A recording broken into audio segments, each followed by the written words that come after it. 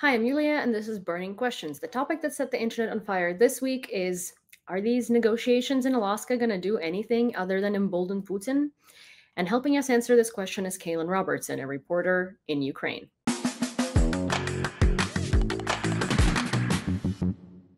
Hello, my name's Caolan, and I'm a journalist based full-time in Ukraine.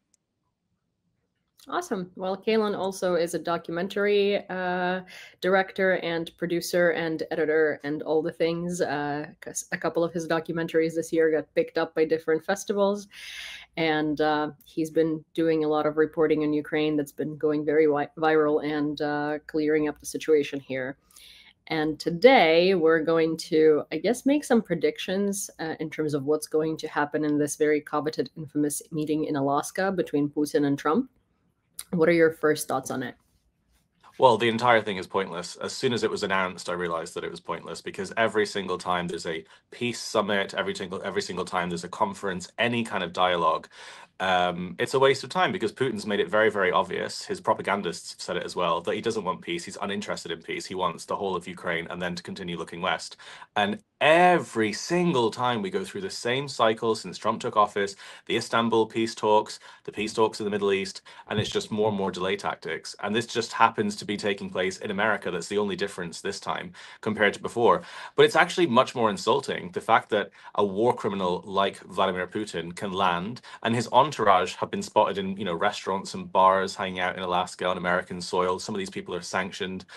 Is just a middle finger to democracy and to anything, any idea that America is still, this country of freedom and rule of law, because these people are invited to dine, to go for brunch on American soil. People that have committed mass murder in Ukraine, people that have carried out also war on America, information war, hybrid wars. They've shot down planes over Europe, and they're invited for brunch. So it's extremely insulting, and there's going to be a lot of people on the left and the right, MAGA.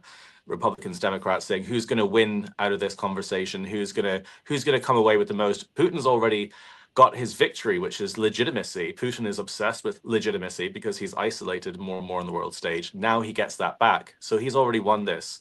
That's what I Well, think. yeah, that's one thing that I was going to point out, is that the only thing that these peace talks change is the fact that Putin's international isolation ends with this trip. Because before that, the only place where he was able to travel outside of like the post-Soviet allies that he has, obviously, is Mongolia. And that was the country that was the signatory to the ICC. So it was sort of like a flip in the face as well. But Mongolia is politically weak, and Mongolia is weak on the world stage in a sense. So no one expected them to arrest Putin, obviously, because that would be a political suicide for them, in a sense of like they're kind of sandwiched in between some of the worst places you can be sandwiched in between, one of them being Russia.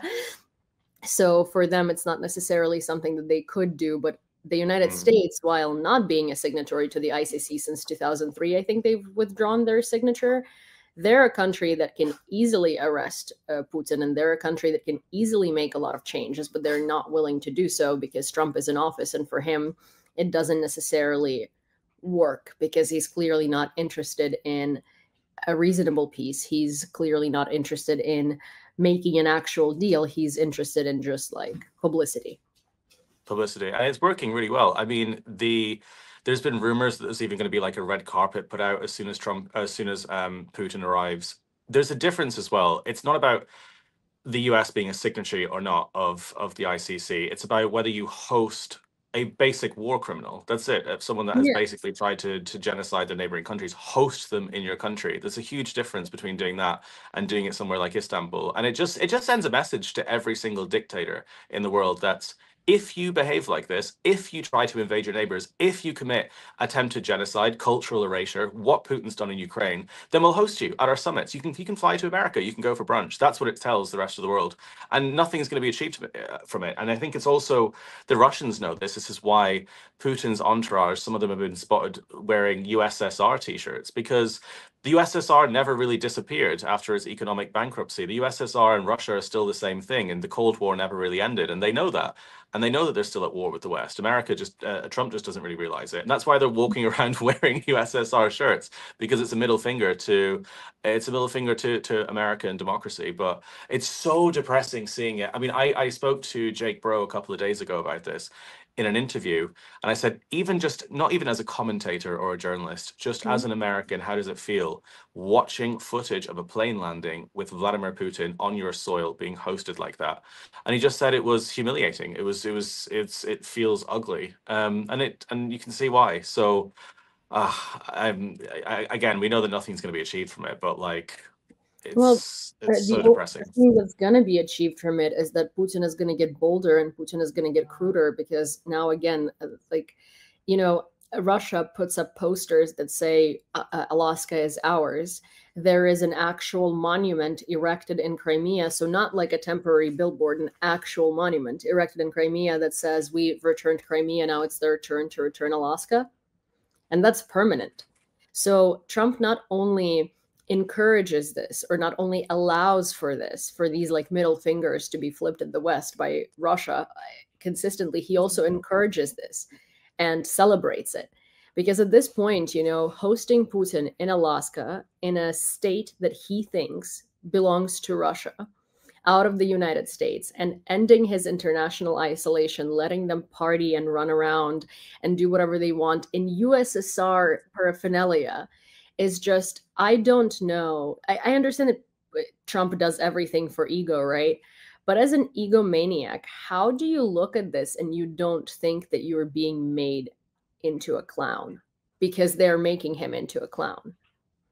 Yeah, well, I think Trump is just oblivious to the fact that Russia is a mafia state and it runs just like that. And it's run by criminals and people that run around and mock America, mock American rule of law, democracy. This is just how Russians behave. Russians behave like this everywhere. It's not just the government. It's almost every corner of Russian society. I've been traveling across the Middle East and parts of Asia in the last week, and the way that Russians even behave at airports is in the same way, because they've been allowed to get away with this for so long. They've been allowed to behave as they have for so long, to dine in Europe on salaries and paychecks to kill Europeans, and again, Trump is going to sit down, try to broker this as if it's a business deal, a real estate deal. He thinks he's going to look at Vladimir Putin in the eye and say, I'm warning you, if you don't stop, you know, I'm going to put on more sanctions. Putin doesn't care at all about anything that Trump is going to say to him. And Zelensky is the only world leader that's actually responded with anything reasonable with this. European leaders have been silent. They basically said, oh, it's not great that Ukraine aren't at the table, but let's just see what happens. We know what's going to happen, but let's just see what happens. And Zelensky is the only person that's actually come out and said, whatever is discussed is irrelevant if it doesn't mean that Russia is going to get out of Ukraine. That is the only option. And this whole idea of trading territory, well, trading territory doesn't work when one country has occupied another country's territory. Ukraine does not currently hold any Russian territory. Well, and so what are you trading? Trading Alaska? I mean, maybe we could do that. We could have a conversation about that if you want. Maybe Trump can give Putin Alaska or something, but there is no trading to be made when one country is being invaded. It doesn't work like that. But that language is so telling.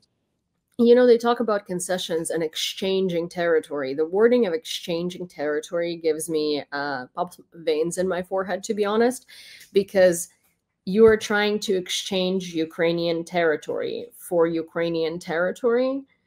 We're not exchanging territories here. Exchange would be happening if it would be Russia to Ukraine, not Ukraine to Ukraine. And also, the most ridiculous bit of this entire conversation is that, one, Trump is apparently wanting to grant Putin access to natural resources in Alaska, or natural resources in Ukraine, the ones that recently, the minerals deal, which those are rumors, but I would not be surprised if that happened. And secondly, Putin is demanding to keep territories of Ukraine that he doesn't hold, as in the 30% of Donbass that has never been occupied by Russia. But fundamentally, Trump's team think that the Donbass is Russian because there are people there that also know how to speak Russian, and they've been saying this endlessly, and that's never going to change. Trump doesn't even understand what the Donbass looks like. He doesn't understand what it is, who lives there. any of the geography, any of the resources, nothing to do with that area. And so he genuinely sees it as a sort of bicker between two siblings over the same plot of land. And until the president actually sees the Donbass and sees Ukraine as Ukraine, then nothing's going to move forward. I don't think that's ever going to happen because he doesn't care, because he doesn't care about Ukraine. I think that these talks should just cease to even get news coverage at this point, because doing endless articles like the Daily Mail have been doing, like CNN have been doing, talking about these peace talks, gives a false impression that there might actually be a chance that Putin might be willing to concede anything other than wiping out Ukraine, and it's all fake and it's all lies. I think that the main problem is that there's constant headlines as if this can somehow be resolved. It's only going to be resolved if Russia is destroyed economically. They can't physically pay for this war anymore. If the front lines are going to be frozen, Russia will reamass its army. They'll force Ukraine to not join NATO, and this will just continue again and again and again. But of course it's going to continue again and again and again, because the last time the United States hosted something like this, it was Clinton and Sergei Lavrov, and it was called the reset, the big reset, and they had a big red button, and they hit that button and they said, we're going to restart our relationship with Russia. Forget about the Cold War, forget about all that annoying business. That never happened. Let's start again. What happened next? Russia took Crimea. Russia, with their fake propaganda troops, took the Donbass. Russia continued shooting down airlines over Europe and continued waging hybrid wars over Europe. That is what happened the last time the United States tried to reset or normalize a relationship with Russia. It got worse, and it's going to get worse again this time. We've seen this before. And until that fundamentally changes, nothing else is going to change. But that button, that symbolic thing that happened, I think it was in 2009, is we're just doing it again. But it's actually worse now, because then it was Crimea that they took, and now it's the entire country at stake.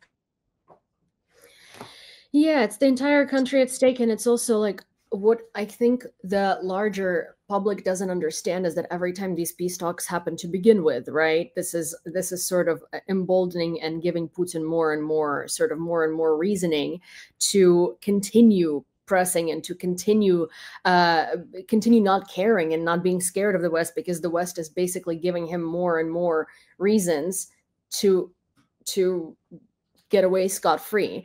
But also, every single time that these conversations are happening without Ukraine and are happening around Ukrainian territories without Ukraine's consent by any means, this is giving him a win, because that's already winning in terms of like propaganda and in terms of how people see this situation. There is a very interesting rhetoric going on right now on the internet. I'm sure you've seen it, but you've been away sort of for 2 weeks, so maybe you haven't. But there has been a huge increase in a ton of bots that have been saying, oh, I'm Ukrainian and we all want peace. 80% of our country wants peace. It's like Zelensky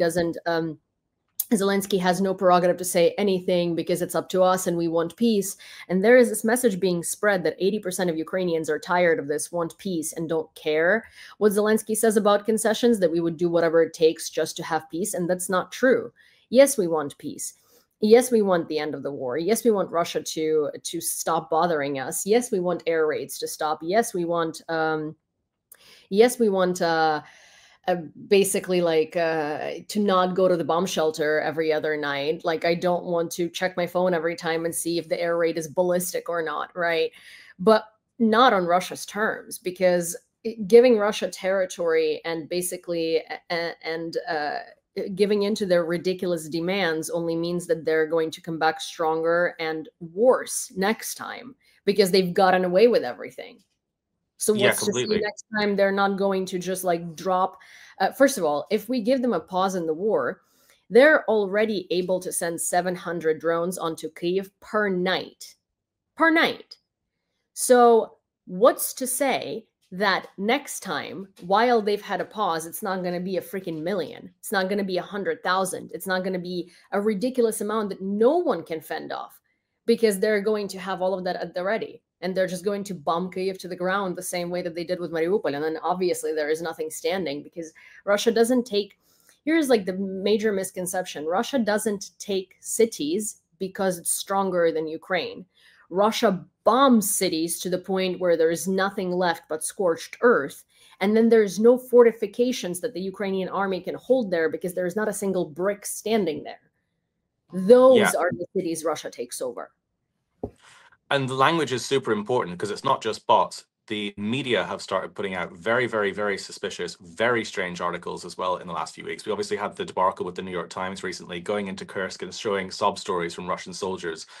You had the Telegraph yesterday put out an article saying Ukrainians are tired of fighting Zelensky's war. And that language is really, really important because no Ukrainian I have ever met who is fighting on the front line, of which I've met hundreds over the years, has said that they're fighting for Zelensky. They say that they are fighting for Ukraine, for their homes, for their cities and their towns, for their land, for their land. That's why they get up. That's why they volunteer. And that's why they fight. And language like that we're now reading in our mainstream papers, as if it's Zelensky's war, is happening because Putin is at a point of desperation. He cannot continue. He cannot take Kyiv. It's still not happened. And so he's trying to delegitimize the entire morale of Ukraine. He's trying to make people think that this is because of a crazy dictator, Zelensky, who's been pushing this, and all the Ukrainians are exhausted. Ukrainians, again, have mixed opinions about Zelensky, but that doesn't mean any of them are doing this because of his orders. And that Exactly. is so damaging. But that's what Putin does. It's to delegitimize Zelensky. If Well, Zelensky called up Trump and said, hey, I should be in Alaska as well. Why can't I join? And Trump said, yeah, you can. Putin wouldn't attend because Putin doesn't want to see him as legitimate. And Putin, because he's not interested in peace. So it's so obvious when you see it from the bigger scale, from the bigger picture, like you can. But this is happening so much more frequently now. Again, with the mainstream effing well, newspapers. Russia pays for those articles. Russia sponsors those articles. Russia has a lot of resources. First of all, main objective for Putin right now is not even taking territory. It's getting a ceasefire on his terms so that Russia can regroup because he knows he can't win the war unless Ukraine can't fight back because of decrees and memorandums and actual international oversight, and he can accumulate the amount of weapons that will allow him to do to Kyiv what he's done to Mariupol in the past, right? Because right now he can't do that, and that's the only way that he can take Kyiv. Secondly, Russia has been investing a ton of money again into propaganda through like pop culture, and we've seen this in a lot of ways. Like on Netflix, there is a show, The Crown, that talks about English monarchy, and in one of the seasons earlier, like I think it was a year ago, there was a scene where King Charles, or Prince Charles at that time, was driving to see Diana. He's in his car, and the only thing playing on the radio, out of context, because Russia, Ukraine, the Soviet Union, nothing has been mentioned in the entire show, so there is no reason to put that bit there. And the bit from the radio program says Ukraine turned its back on Soviet Union. And that's the only thing we hear, and it's in this whole scene while he's in the car. That's propaganda. That's very well placed propaganda because it's a bit you're gonna remember. It's in between scenes, and it's a scene of, like, it's separated by itself. There have been a plethora of shows recently that have been brought to my attention that have similar narratives going on. Narratives of Russian culture, narratives of talking about Great Moscow, Great St. Petersburg, in random Netflix and Prime TV shows. And I mean TV shows that have nothing to do with politics whatsoever, just like pop culture big shows. So these things are paid through. These things are inserted there on purpose, and they're inserted there in order to be reflected in your brain. Yeah, the amount that we're seeing it now that you're talking about is the most I've ever seen it before, and it's covert, but it's working. It's working really well. Leaving you, it's quite strange. This is the first time I've properly left Ukraine in a while, and I have been talking to regular people all across the world recently, and a lot of people see this as two sides, as a sort of siblings arguing. A lot of them don't even know that the war is still going on. That's because Russian propaganda is everywhere. The headquarters of Russia today is in Dubai. They have English speaking shows broadcasting everywhere to undermine what's going on. And it's kind of strange because Ukraine feels like the only country I've ever actually lived in and do live in that feels the most grounded in reality, because it's the only country filled with people that understand what is actually going on, the Russian threat and geopolitics as it actually is. And that sounds kind of crazy to people that don't know what Ukraine is, but that's the rest of the world has been convinced by this propaganda. Ukraine is not spending billions of dollars of money that the EU has given them by buying gas to spread pro-Ukraine propaganda into our televisions and on Netflix. They're not doing that. They're fighting a war for their country. Well, Russia is, and it's working a lot of the ways. Interestingly, it's also Lithuania, but I will also say that like Russian propaganda is so veiled and so carefully crafted that you don't even understand you're getting it. So, for instance, you mentioned Ukraine is very good at fighting off Russian propaganda and blocking everything Russian, right? But as you also mentioned, like Russians now have headquarters in Dubai, in Hong Kong, in Shanghai, in wherever, right? So, for instance, I normally watch YouTube with a VPN on because I have two phones. One is with an American SIM card, one is with a Ukrainian SIM card. I usually use my American phone to post my content on everywhere, just so it like, you know, resonates, just so the algorithm picks it up as like based in the US. So I recently accidentally used YouTube on my Ukrainian phone. And targeted ads, obviously, because they know I'm in Ukraine, are not the same as they are in the US, as in like, you know, hey, here is a, what is it? Like, it's always drugs. It's always, always medicine of some kind. And it was like, it was a promotion for a video game, or like a phone app game. And it was in Russian. And I'm sitting there and I'm like, why on earth am I getting an advertisement for an app, like a game app, in Russian while I'm in Ukraine? I look because I'm like, this content has to be blocked in Ukraine. Like, you can't have Russian apps in Ukraine. And it's obviously a Russian game, right? Like, Russian characters, Russian plot. I look at, I go to complain about this ad because you have the option, and the LLC is registered in Dubai.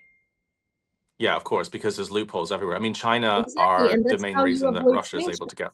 But it's Yeah. like, if they can get through into Ukraine, imagine how easy it is to get. And Ukraine is guarded against this stuff.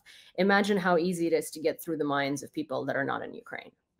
Yeah, and Russia spends, again, billions on this. They've just developed with a huge team of people a video game that simulates from the Russian side the siege of Mariupol and the Battle of Bakhmut. You know, this was about a month ago, and it's actually a very well done game if you're someone that doesn't understand politics. The graphics are Mhm. very good. It's a good, enjoyable game to Mhm. play, and strangely, it's free to play because it's not a profit-driven game. It's a propaganda-driven game. But this stuff is everywhere, and it's quite hard because we're all in sort of slight echo chambers. And if you're someone that's very, very pro-Ukraine, you might not see this stuff on your newsfeed. But if you're a regular everyday person, this is the stuff that you're going to be pumped with all the time.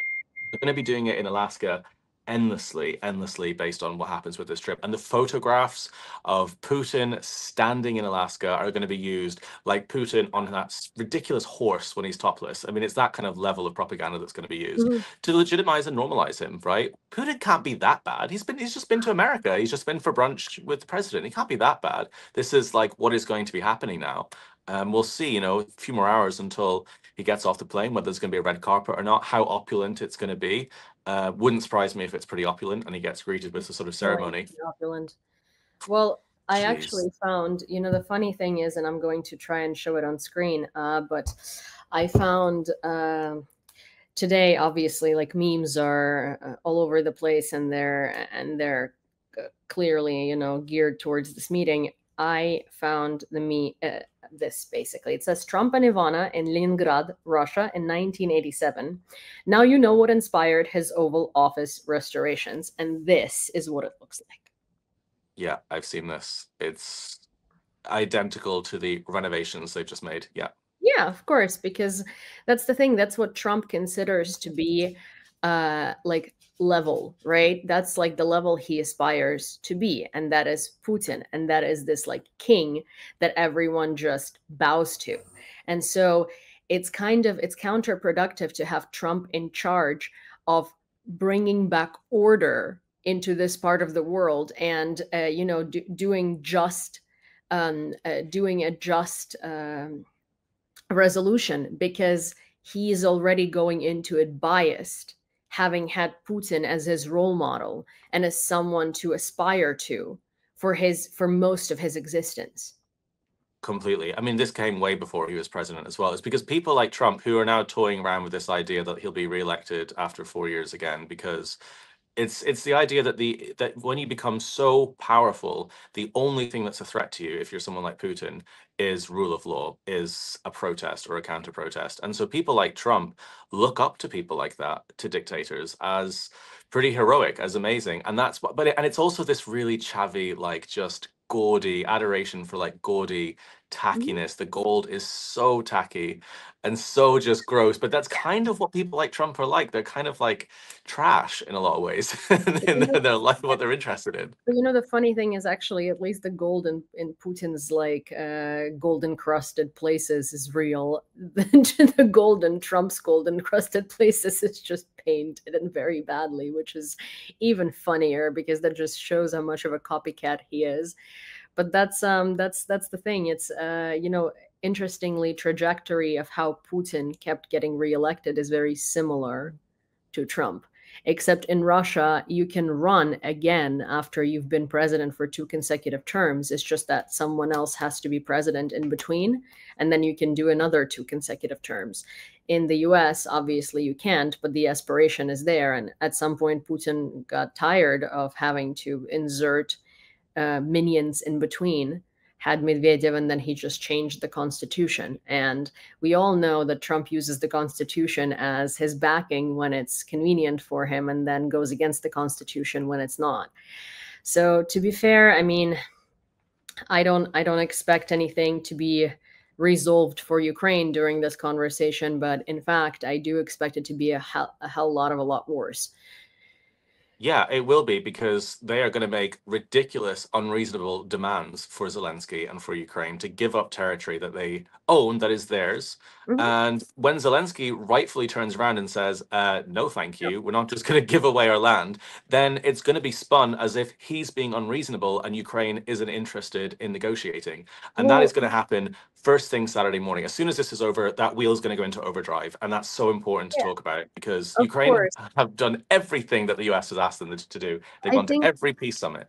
one of the biggest points for Russia is going to be that they're going to come in with the most ridiculous demands. And I mean, like, worse than they normally do, right? And then when they get brought back to the demands they actually want, they're going to be like, yeah, okay, we're good with that. But they're still ridiculous. It's just that the ones that they put forth at this meeting are going to be purposely even more inflated as like a door in the face technique, right? Where you come in, you give these crazy demands, and you expect them to fall down to what you actually want. And what they actually want is still incredibly ridiculous and insane, and has been just out of the wazoo. My only hope, and I know that I keep holding out hope for this, and I'm like so stupid for it, but I hope that Europe is going to be further kicked in the butt to actually step up by this happening. I just don't see it, honestly, looking at the leaders in Europe, because they should have done this days ago. As soon as Alaska was announced, they should have said, we're not even going to recognize this Alaska trip as something that even happened. It is irrelevant unless it is a genuine demand from Trump that Putin gets out of Ukraine immediately and withdraws his troops. This is fake. It's a fake PR exercise by Putin, and we're not going to acknowledge it. And we're going to continue supporting Ukraine. But no EU leader or European leader has actually said anything close to that yet. It's still rhetoric saying, well, it's not great that Ukraine aren't there. It's not great that, you know, Zelensky isn't invited, but we'll see what happens. I mean, they came out saying that they're not going to recognize the demands that Putin has like put forth before, but that's still not completely negating this meeting and not saying that it's bullshit and no one's going to be reacting to it. I mean, to be fair, we can be talking in circles about this, right? But the one thing is not going to change is that this meeting is in fact not beneficiary for the resolution to this war. It's actually going to make things significantly and proportionally worse. Yeah, it is. It's a really, really depressing time. I mean, it's nice that Zelensky is currently in 10 Downing Street. At least it doesn't make him look isolated while Trump and Putin are balling it up. But it's a really sad time. I think it's not a good moment. It's a really disturbing moment, actually. And I didn't expect this to happen. Not so soon into Trump's presidency as well. What has it been, like 7 months? I mean, this is like 4 years. Yeah. Yeah. It's going to get infinitely worse, I think, and we should just be prepared for it. I agree. Well, I hope this conversation was as interesting and productive for you as it certainly was for me. And if you enjoyed it, please don't forget to subscribe to this channel and turn on all of your notifications. And of course, send this video to a friend, like it, and leave me your thoughts, questions, and suggestions in the comments down below. Till next time.